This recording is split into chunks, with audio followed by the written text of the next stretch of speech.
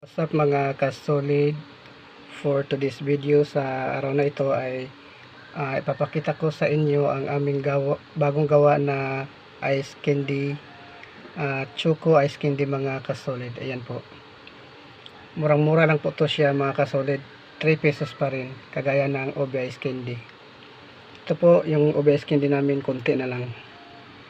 Ayan po, bagong gawa po ito kagabi. May ano na to, may matigas na, yung iba matigas na. Ayan po mga kasolid,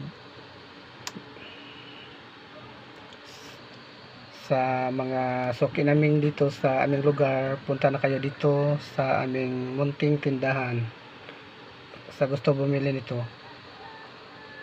Angelo Store. Ayan po ang aming pangalan ng aming tindahan.